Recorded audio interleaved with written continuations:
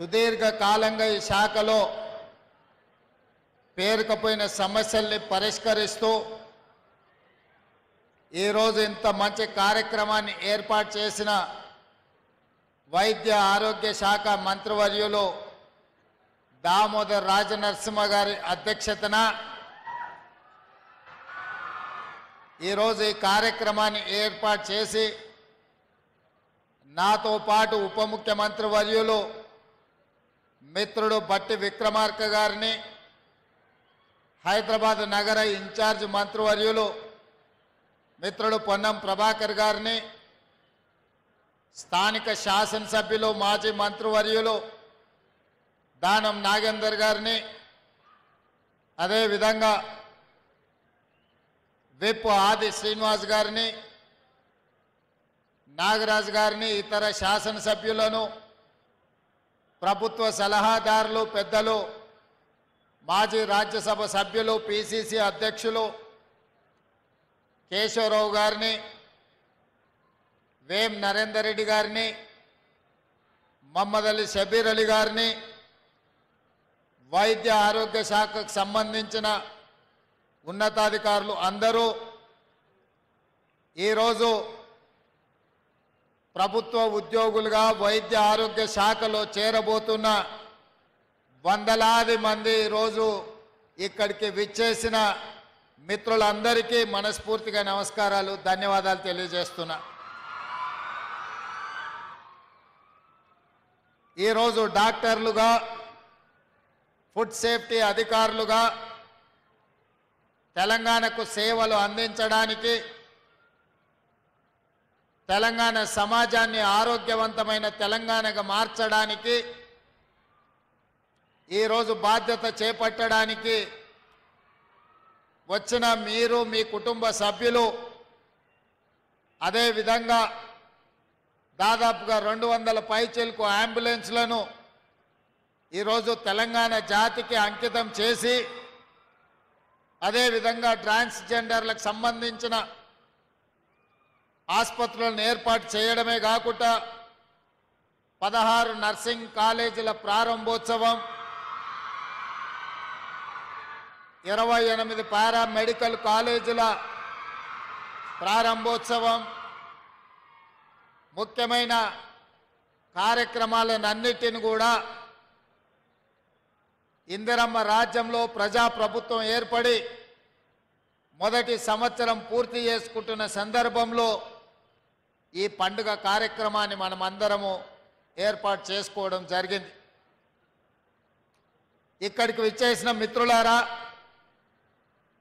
తెలంగాణ రాష్ట్రంలో గత 10 సంవత్సరాలలో జరిగిన నిర్ణయాలు, నడిచిన విధానం మీరు కళ్ళతో చూసింది.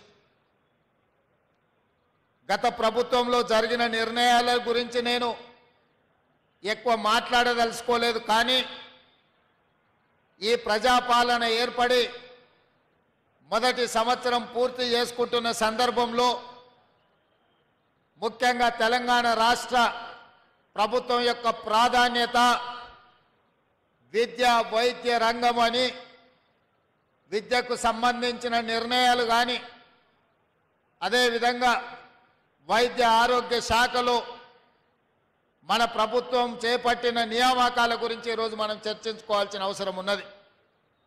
ప్రధానంగా పారామెడికల్ సిబ్బంది నుంచి మొదలు పెడితే 7,750 మందిని అధికారంలోకి వచ్చిన తొలి నాళ్లలోనే ఎల్బీ స్టేడియంలో వాళ్ళకు నియామక పత్రాలు అందజేసి సుదీర్ఘ కాలంగా 1 దశాబ్ద కాలం నియామకాలు లేకపోవడం వల్ల నిరాశ నిర్లిప్తతతో ఒక దశలో కొంతమంది ఆత్మహత్యలే శరణ్యం అనుకుంటున్న సందర్భంలో ప్రజలు ఎన్నుకున్న ప్రభుత్వం ప్రజా ప్రయోజన కార్యక్రమాలు చేపట్టాలని ఎల్బీ స్టేడియం వేదికగా 7,750 మంది వైద్య ఆరోగ్య సిబ్బందిని నియమించడమే కాకుండా ఇంకా 6,496 ఖాళీలను భర్తీ చేయడానికి పరీక్షలు పూర్తి చేసి తొందరలోనే ఇంకొక 6,500 మంది ఈరోజు వైద్య ఆరోగ్య శాఖలో నియమించాలని ఈ ప్రభుత్వం కార్యక్రమాలు తీసుకొని ముందుకు వెళ్తుంది. ఈరోజు నియామకమైన డాక్టర్లు కావచ్చు, గతంలో నియామకమైన పారామెడికల్ సిబ్బంది కావచ్చు, రేపు భవిష్యత్తులో నియామకం కాబోతున్న వైద్య ఆరోగ్య శాఖ సిబ్బంది కావచ్చు, దాదాపుగా ఒక సంవత్సరంలో వైద్య ఆరోగ్య శాఖలో 14,000 మంది నియామకం స్వతంత్రం వచ్చిన నాటి నుంచి ఈ రోజు వరకు జరగలేదు అని చెప్పి నేను అధికారికంగా చెప్పదలుచుకున్నా. సంవత్సరం తిరిగే లోపల 14,000 నియామకాలు జరిగిన చరిత్ర ఏ రోజు కూడా లేదు. ఈ రోజు ఇంత అద్భుతంగా ఈ శాఖలో నిర్ణయాలు తీసుకున్నామంటే మీ శాఖ మంత్రివర్యులు పెద్దలు దామోదర్ రాజనరసింహ గారు నేను చెప్పినట్టుగా బై ఎడ్యుకేషన్ వారి ఇంజనీరు, బై నేచర్ వారి డాక్టర్ కాబట్టి మీ సమస్యల్ని అవగాహన చేసుకొని నా దగ్గరకు వచ్చి ముఖ్యమంత్రిగా మీరు నిర్ణయాలు చేయాల్సిందే, నాకు సంతకాలు పెట్టాల్సిందే. వైద్య ఆరోగ్య శాఖ బలోపేతమైనప్పుడే తెలంగాణ ఆరోగ్యవంతమైన తెలంగాణగా ఉంటుంది.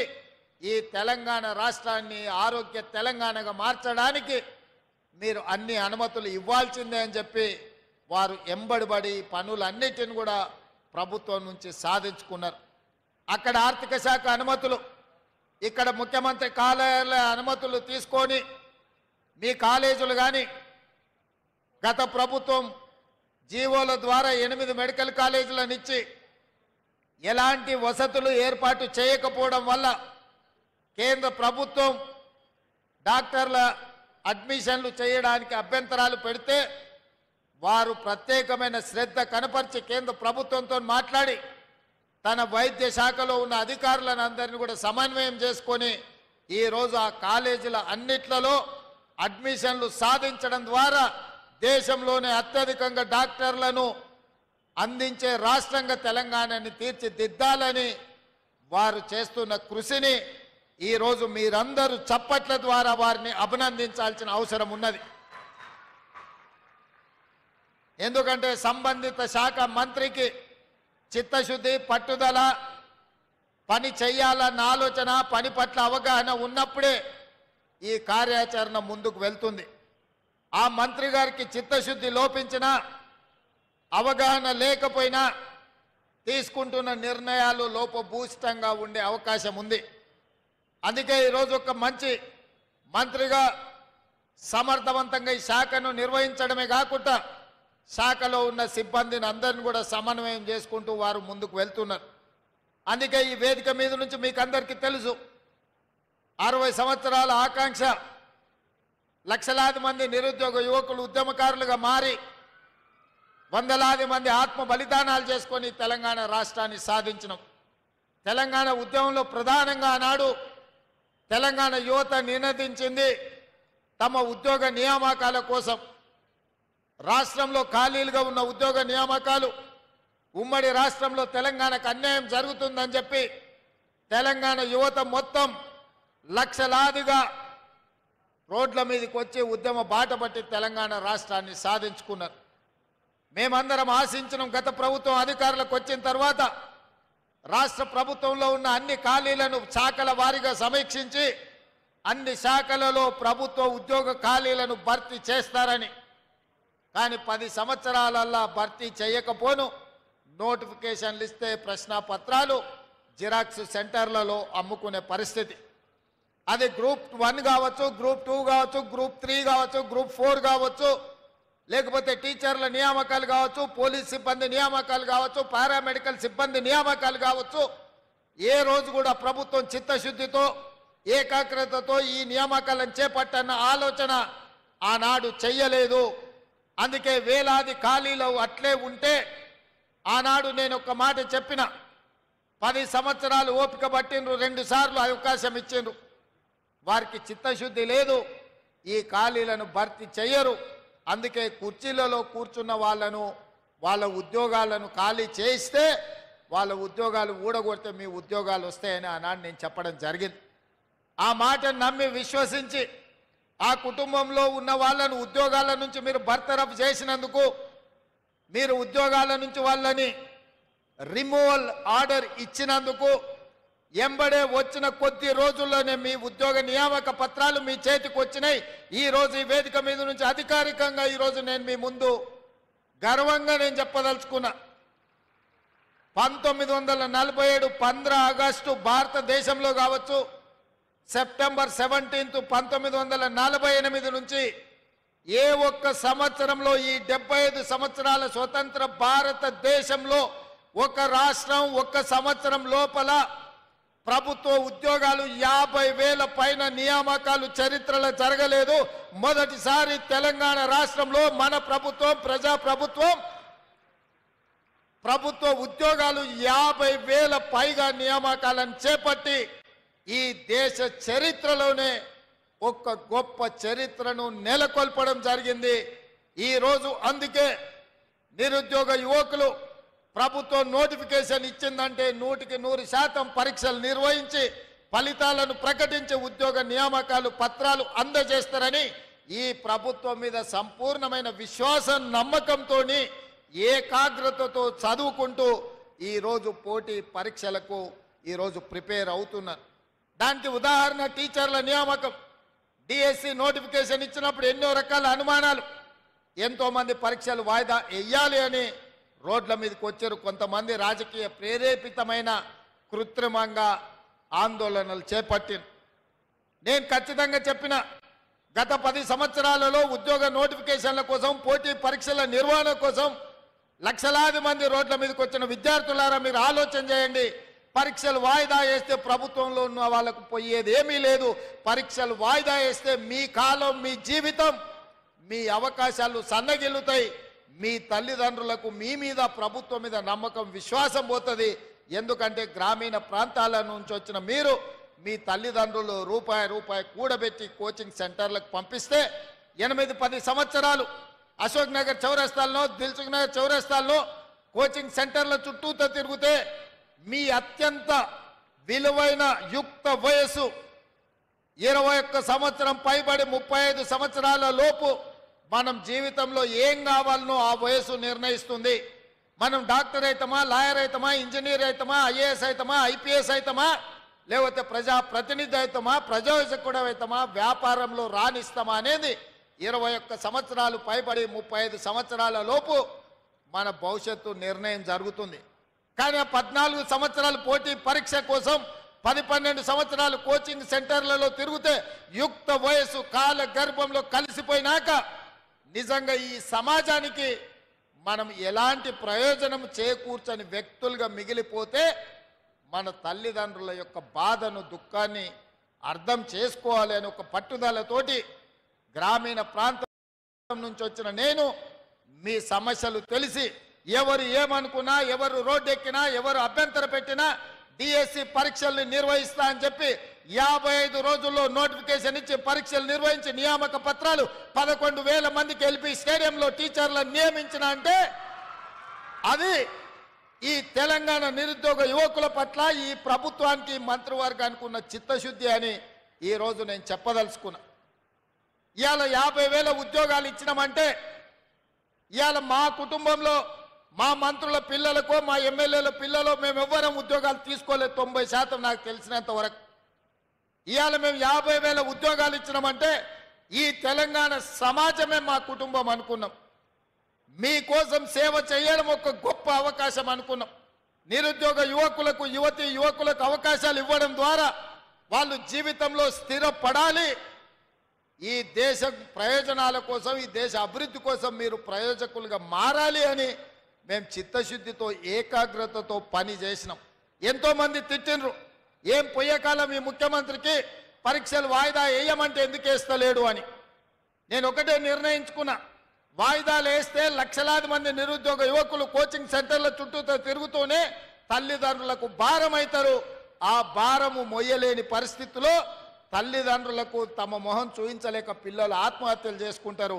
అదే పరీక్షలు నిర్వహించి ఫలితాలు ఇస్తే ఉద్యోగాలు వచ్చిన వాళ్ళు ఉద్యోగాల్లో చేరుతారు, ఉద్యోగం రాని వాళ్ళు ఇంకొక ఉపాధి ఉద్యోగ అవకాశాలను వెతుక్కుంటూ వారు నిర్ణయం తీసుకుంటారు. అందుకే పోటీ పరీక్షలు నిర్వహించిన. ఇదే కాదు, ఈరోజు గ్రూప్ 1 జరిగినప్పుడు కూడా గ్రూప్ 1 పరీక్షలు వాయిదాలు వేయాలని మన ప్రభుత్వం ఇచ్చిన జీవోలలో కోడిగుడ్డు మీద ఈకలు పీకినట్టు పీకాలని, తప్పులు పట్టాలని హైకోర్టు నుంచి సుప్రీంకోర్టు వరకు అన్ని దగ్గరలకు పోయినారు. ఎక్కడ కూడా వాళ్ళ వాదన కోర్టులు సమర్థించకపోను తిరస్కరించి పరీక్షలు నిర్వహించమన్నారు. లక్షలాది మంది నిరుద్యోగ యువకులు గ్రూప్ 1 పరీక్షలకు ప్రిపేర్ అవుతుంటే పరీక్షలు నిర్వహించమని ధర్నాలు చేసిన వాళ్ళు పరీక్షలు వద్దు అని కృత్రిమమైన ధర్నా ఒక రాజకీయ పార్టీ ప్రేరేపించిన ధర్నా చేస్తే నథింగ్ డూయింగ్ అని గ్రూప్ 1 పరీక్షలు నిర్వహించినాం. మెయిన్ ఎగ్జామ్స్ కూడా నిర్వహించినాం. తొందరలోనే తెలంగాణ రాష్ట్రానికి 2011 తర్వాత గ్రూప్ 1 పరీక్షలే నిర్వహించలేదు. ఉమ్మడి రాష్ట్రంలో 2011లో గ్రూప్ 1 నియామకాలు జరిగితే ఇవాళ 2024కు వచ్చినాం. 13 సంవత్సరాల తెలంగాణ రాష్ట్రంలో గ్రూప్ 1 ఉద్యోగ అవకాశాలు నిరుద్యోగ యువకులకు రాలేదు. ఆనాటి ప్రభుత్వం 2017లో నోటిఫికేషన్ ఇచ్చిన పరీక్షలు నిర్వహించకుండా వాయిదాలు పెట్టుకుంటూ నిర్వహించిన పరీక్షలు ప్రశ్నాపత్రాలు జిరాక్స్ సెంటర్లలో అమ్ముతుంటే ఆ రోజు ఖచ్చితంగా మాట ఇచ్చిన అధికారంలోకి వచ్చిన ఎంబడే గ్రూప్ 1 పరీక్షలు నిర్వహిస్తాం, ఖాళీలను భర్తీ చేస్తామని ఇవాళ గర్వంగా నేను చెప్తున్న తెలంగాణ పబ్లిక్ సర్వీస్ కమిషన్ సంబంధించిన ఈ రోజు రిటైర్ అవ్వబోతున్న మహేందర్ రెడ్డి గారు చైర్మన్ గా చాలా దీక్షతో ఈ పరీక్షలను నిర్వహించి ఈ రోజు మెయిన్ ఎగ్జామ్స్ కూడా కంప్లీట్ చేసిండ్రు. తొందరలోనే 563 మంది గ్రూప్ 1 అధికారులను ఈ తెలంగాణ నిర్మాణంలో భాగస్వాములను చేయబోతున్నాం. ఇవాళ ప్రక్షాళన చేసిన తెలంగాణ పబ్లిక్ సర్వీస్ కమిషన్ మా పనితనానికి ఒక గీటురాయి, చిన్న ఆరోపణ లేకుండా ఈరోజు పబ్లిక్ సర్వీస్ కమిషన్ పనిచేస్తుంది. మహేందర్ రెడ్డి గారి స్థానంలో సర్వేల్ రెసిడెన్షియల్ నుంచి ఐఏఎస్ పొందిన అతి నిరుపేద కుటుంబం నుంచి వచ్చిన ఒక ఐఏఎస్ ఆఫీసర్ బుర్రా వెంకటేశంని 3.5 సంవత్సరాలు ఇంకా ఐఏఎస్ ఉన్నా అతన్ని ఈరోజు పబ్లిక్ సర్వీస్ కమిషన్ చైర్మన్గా ఎందుకు వేసిన అంటే ఈ పరీక్షలను చిత్తశుద్ధితో పారదర్శకంగా నిర్వహించాలని ఒక సీనియర్ ఐఏఎస్ ఆఫీసును ఇవాళ పబ్లిక్ సర్వీస్ కమిషన్ చైర్మన్ చేసిన. గతంలో ఐపీఎస్ డీజీపీ చేసిన అధికారిని వేస్తే ఈరోజు సీనియర్ ఐఏఎస్ అధికారిని వేసిన. మేము పొలిటికల్ రిహాబిలిటేషన్ సెంటర్గా మార్చదలుచుకోలే పబ్లిక్ సర్వీస్ కమిషన్ అంటే. పబ్లిక్ సర్వీస్ కమిషన్ అనేది ఒక ఉన్నతమైన సంస్థ, ఒక ఉన్నతమైన వ్యవస్థ. అక్కడ పనిచేసే వాళ్ళకు చిత్తశుద్ధి ఉండాలి, అవగాహన ఉండాలి, చదువు పట్ల శ్రద్ధ ఉండాలి. నియామకాలు చేపట్టే వాళ్ళను ఇవాళ వాళ్ళు పోటీ పరీక్షలకు ప్రశ్నపత్రాలు తయారు చేస్తే వాళ్ళకి చదువు ఉండాలి. గతంలో పబ్లిక్ సర్వీస్ కమిషన్ మెంబర్స్ ఎవరయ్యా అంటే ఆర్ఎంపీ డాక్టర్ను పెట్టినరయా. గ్రూప్ 1 ఎగ్జామ్ నిర్వహించేటోడు ఆర్ఎంపీ డాక్టరు, డిప్యూటీ తహసీల్దారు, ఇట్లాంటి వాళ్ళను పబ్లిక్ సర్వీస్ కమిషన్ మెంబర్స్గా గతంలో వేసారు. నేను తప్పు పట్టడం లేదు, కానీ సెక్షన్ ఆఫీసర్ కలెక్టర్ని సెలెక్ట్ చేయలేడు కదా. ఒక సెక్షన్ ఆఫీసరో లేకపోతే ఒక ఆఫీస్లో ఉండే అటెండరో ఆ జిల్లా కలెక్టర్ని నిర్ణయించాలంటే అతని అవగాహన, అతని చదువు, అతనికి అన్ని రకాల అవగాహన ఉండాలి కదా. అట్లాంటి గ్రూప్ 1 పరీక్షలు నిర్వహించే పబ్లిక్ సర్వీస్ కమిషన్లో సభ్యులుగా చిన్న చిరు ఉద్యోగస్తులను రాజకీయ పునరావాస కేంద్రంగా మార్చి ఆ పార్టీ సభ్యులను నియమించడంతో పూర్తిగా భ్రష్టు పట్టుపోయి ప్రతిష్ట దెబ్బతిన్నది పబ్లిక్ సర్వీస్ కమిషన్. కానీ మన ప్రభుత్వం వచ్చినాక పబ్లిక్ సర్వీస్ కమిషన్ కంప్లీట్గా ప్రక్షాళన చేసి ఉన్నత చదువులు చదువుకున్న వాళ్ళను, ఉన్నత హోదాలు ప్రభుత్వంలో నిర్వహించిన వాళ్ళను సభ్యులుగా చైర్పర్సన్స్గా నియమించడం ద్వారా ఈరోజు ఎలాంటి ఆరోపణ లేకుండా నిర్వహించగలిగినాము అని అంటే ఈ ప్రభుత్వం యొక్క చిత్తశుద్ధిని మీ ద్వారా తెలంగాణ సమాజానికి నేను చెప్పదలుచుకున్నా. అదేవిధంగా యూనివర్సిటీలకు సంవత్సరాల కొద్ది వైస్ ఛాన్సలర్లు లేరు. మనం వచ్చిన తర్వాత 10 యూనివర్సిటీల వైస్ ఛాన్సలర్లను నియమించడమే కాకుండా ఇవాళ యూనివర్సిటీలలో ఉండే టీచింగ్, నాన్ టీచింగ్ వేకెన్సీలను అన్నిటిని కూడా ఇవాళ ఫిలప్ చేయాలని ఆ వైస్ ఛాన్సలర్స్కు మనం ఈరోజు ఆదేశాలు ఇవ్వడం జరిగింది. నేను ఎందుకు ఈ వివరాలన్నీ మీతో పంచుకుంటున్నా అంటే గత ప్రభుత్వం ప్రతి మండలంలో 30 పడకల ఆసుపత్రి, ప్రతి నియోజకవర్గంలో 100 పడకల ఆసుపత్రి, ప్రతి జిల్లా కేంద్రంలో ఒక మెడికల్ కాలేజీని ఇస్తామని చెప్పిండ్రు. 10 సంవత్సరాలైన మండలాలలో 30 పడకలు రాలే, నియోజకవర్గాలలో 100 పడకలు రాలేదు. మెడికల్ కాలేజీలు ఇస్తే అత్తా పత్తా లేదు. బోర్డు అని ఉంది, జీవో అని ఉంది, కానీ అది ఎక్కడుందో ఎత్తుకుతే ఎక్కడ కనిపించదు. అట్లాంటి అగమ్య